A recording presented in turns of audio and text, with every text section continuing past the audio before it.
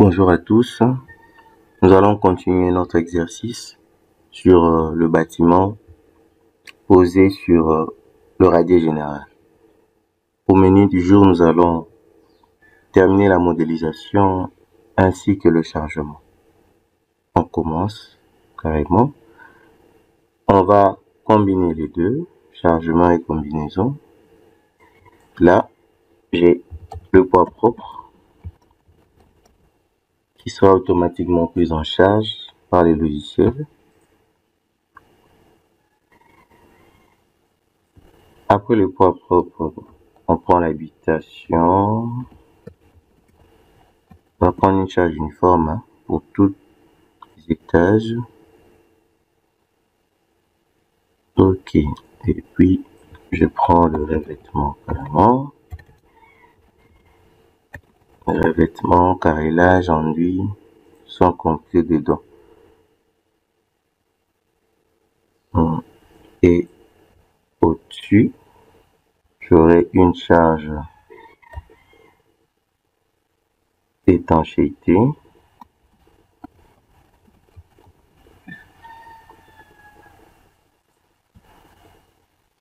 Et le vent sera appliqué automatiquement par la simulation. Ok. Je vais appliquer certaines charges. Ici, les charges qui ne seront pas variables carrément et les autres charges, je vais les appliquer après. La charge qui ne sera pas variable, l'habitation, parce que ma terrasse sera accessible au public.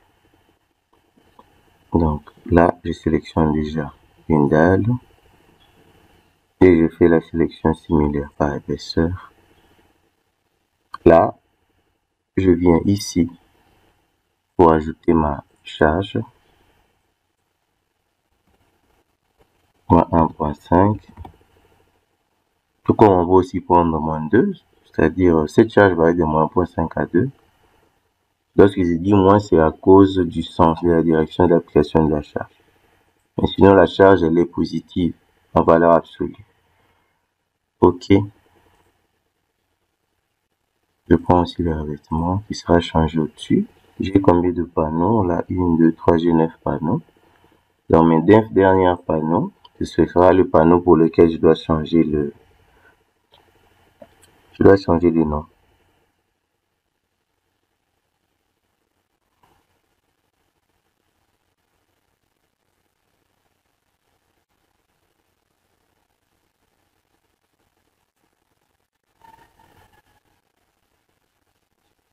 Ok. Revêtement, là. 1.32. Ça peut aussi être moins que ça. Ajouter. C'est bon. Je vais alors sélectionner d'autres éléments tels que le poutre et les poteaux. Je maintiens CTRL. Non. Je vais simplement ajouter les poutres et les poteaux. Plus. Je vais sélectionner les poutres. Mêmement. Plus. Et transversal aussi. Plus. C'est bon. À présent, je viens ici sur étage. Clic droit. Copier les contenus de l'étage. Ça, copier 10 fois.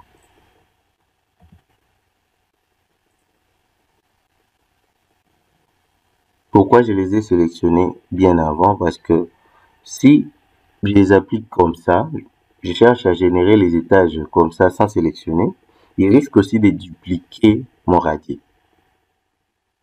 Raison pour laquelle vous verrez que pour éviter à ce que ce soit dupliqué, on peut placer les radiers en dernier. Donc on dessine déjà tout l'ouvrage et on place le radier en dernier. Tout comme on peut faire comme moi. Ok, j'ai ceci parce que j'ai appliqué les filtres. Je peux enlever les filtres ici. Les filtres sont enlevés. Voici, j'ai mes étages jusqu'au dernier. Et concernant les charges, je peux cliquer sur ça. Vous voyez que en faisant ainsi, mes charges aussi sont automatiquement dupliquées. Et l'habitation. automatiquement dupliqué.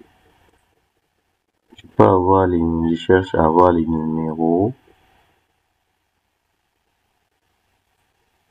de panneau du dessus. Numéro du panneau de dessus là.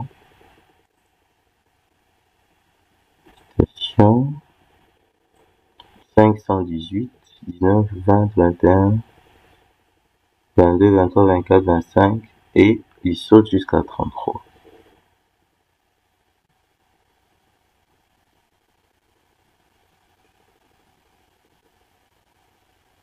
Ok. Je viens sur chargement, table de chargement. Je suis sur table de chargement là.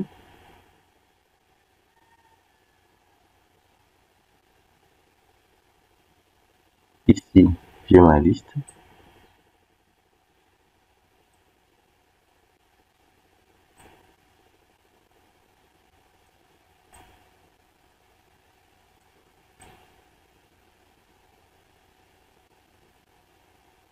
Je viens sur le vêtement. J'avance jusqu'à la fin. Non, j'ai déjà dépassé quand même. Je suis sorti. Je reviens là sur les vêtements. Je vais avancer un peu.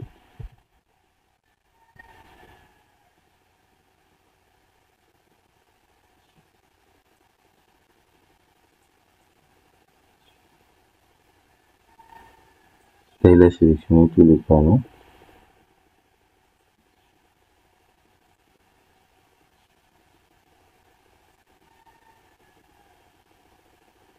Chargement.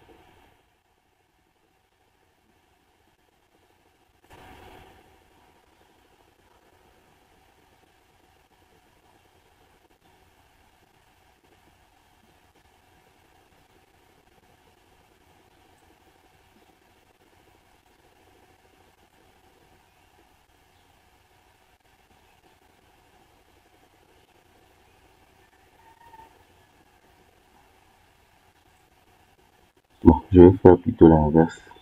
Carrément. J'ai sélectionné tous les panneaux, sauf le dernier.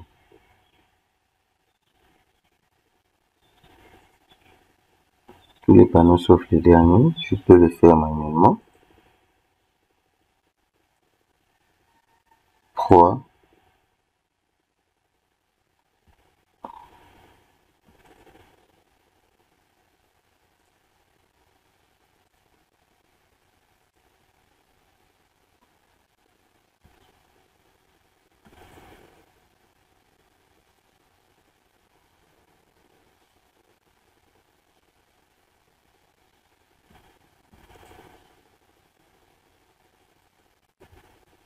Ok, c'est déjà sélectionné. Je viens sur chargement.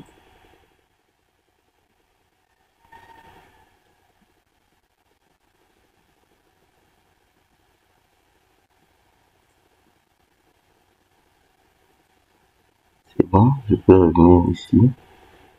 Au niveau de la vue, c'est appliqué. C'est bon, donc ça a été changé correctement. Donc, qu'est-ce que j'ai fait au juste? J'ai changé l'application. Non, c'est-à-dire en y allant de l'autre côté, en sélectionnant ici en allant de l'autre côté, table de chargement, on peut désélectionner certains panneaux qui ne sont pas considérés par ces chargements-là. C'est ce que nous avons fait. À présent, ici, le dernier niveau est considéré. Pour ça, je dois ajouter une charge un peu particulière, c'est l'étanchéité. Je vais utiliser l'étanchéité multicouche.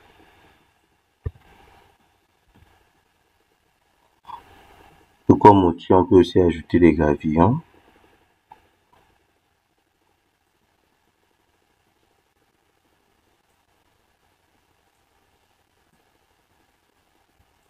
Ok, c'est fait. J'ai placé mes charges, je n'en ai pas trop. J'ai le poids propre, l'habitation, le revêtement, l'étanchéité. Mais compte tenu de mon niveau, carrément, je dois considérer l'effet du vent. Ça devient d'ailleurs prépondérant. Puis, je vais définir la charge du vent, simulation du vent, générer le vent. Bon, pour ça, on va considérer des options. Pour cet exercice, on va utiliser une simulation uniforme. Et pour les exercices à venir, on va toujours continuer sur ce même modèle pour voir la comparaison avec une simulation qui varie généralement normalement, suivant une loi parabolique.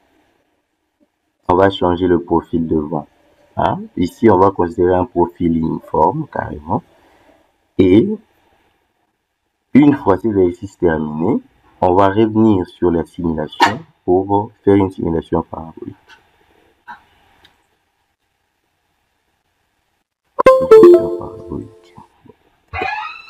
Là, j'aime beaucoup travailler avec une raison pour laquelle vous voyez, je reviens toujours sur cette vitesse ici. C'est la vitesse moyenne de base. Niveau du terrain 0. Comme on peut avoir un niveau là. Bon, on continue. Et concernant les éléments qui vont reprendre le vent, c'est que je vais devoir ajouter les barres d'âge. Je vais placer mes barres d'âge. Structure, barre d'âge. Bien sûr, dans des directions.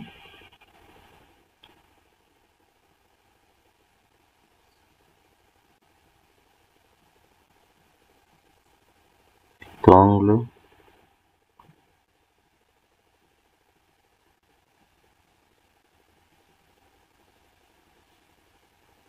J'ai la direction d'X et l'autre la direction d'Y.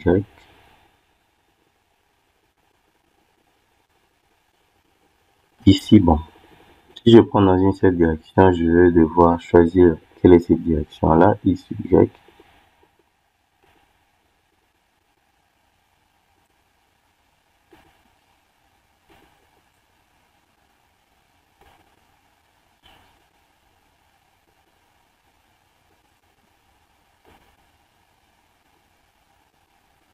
Ici, je continue là.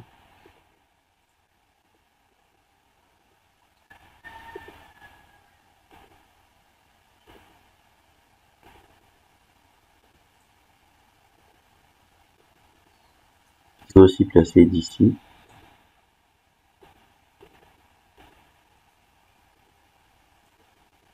Géométrie. Je prends là.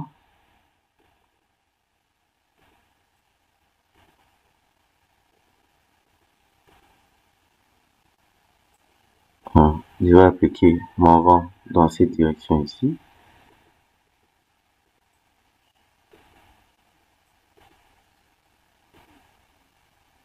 Ok.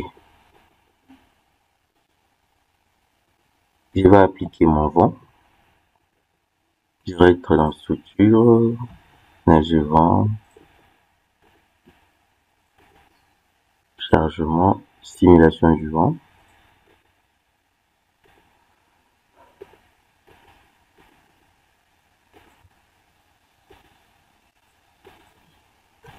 (28.5).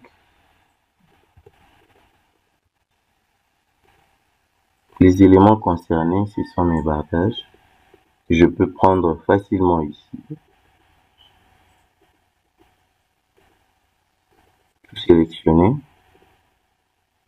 Je prends ça, copier. Et je vais le coller là.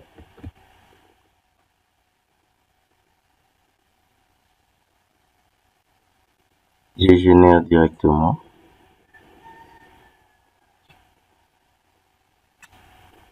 Le bien de la simulation du vent est qu'il est fait en 3 dimensions, c'est-à-dire dans les 3 directions concernées. Premièrement, dans le sens du vent, dans le sens perpendiculaire à la direction proposée. La direction en question, c'est la direction du vent dominant. Et la direction verticale, c'est la part de la traînée carrément.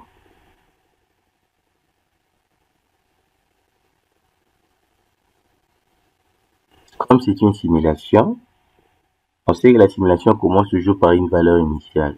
Et la simulation ne s'arrête que lorsqu'il n'y a plus de variations, ou soit lorsque les variations sont négligeables. Et chez nous, c'est ce que nous appelons le processus de convergence. Pour toute itération que nous faisons, on tend vers un processus de convergence. Et pour nous, on a estimé 0,5%. Donc 0,5%, imaginez, c'est 0,005 carrément. Donc c'est tout à fait normal aussi, c'est une valeur négligeable.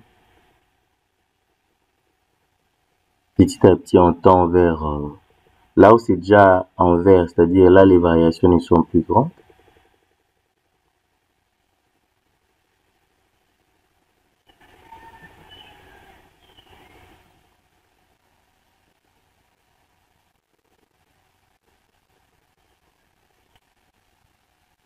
Le calcul étant fini, on ferme. C'est bon.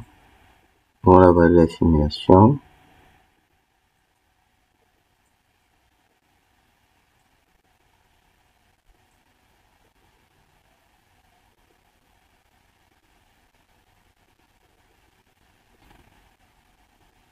On va continuer notre étude.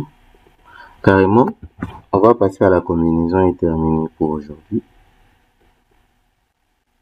Combinaison automatique. Nombre de combinaisons estimé.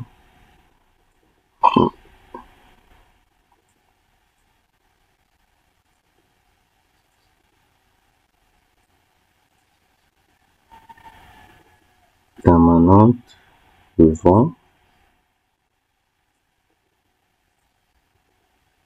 Bon, on va corriger quelque chose avant de continuer. Je viens ici. Mes charges d'habitation sont les charges d'exploitation. Exploitation, modifier. Seulement ça qui est exploitation, le reste c'est permanente. Je reviens sur le chargement. Combinaison automatique.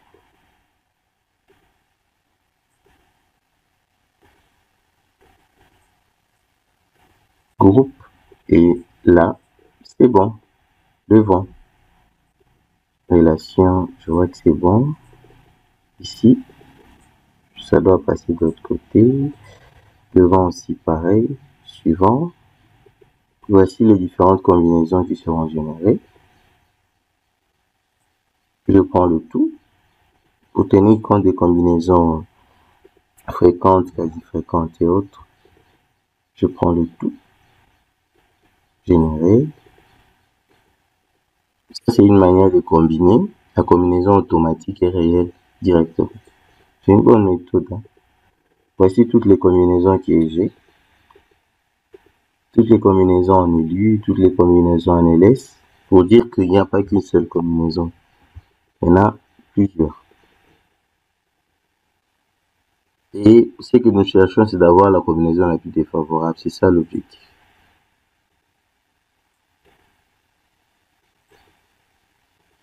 À présent, bon, pour on vérifie un tout petit peu ce que nous avons comme valeur pour l'émaillage, parce que je l'ai fait automatiquement, une taille de 0,3.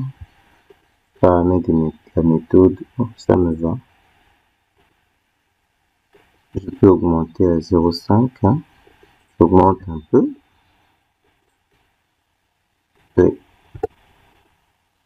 0,3, 0,5, 0,4. Et le minimum, on met à 0,3.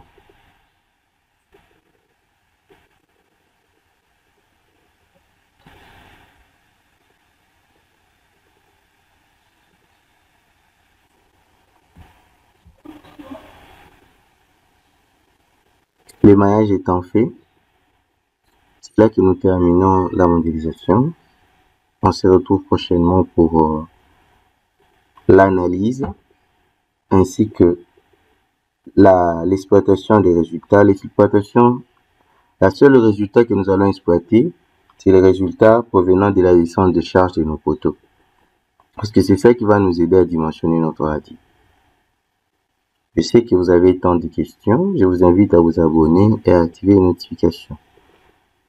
Je disais que c'est une série de vidéos qui sera consacrée au bâtiment posé sur le radier. Donc, il y a plusieurs vidéos qui vont sortir suivant différents sujets, plusieurs thématiques, toujours liées au dimensionnement du radier dans le logiciel robot structural analysis. Merci beaucoup.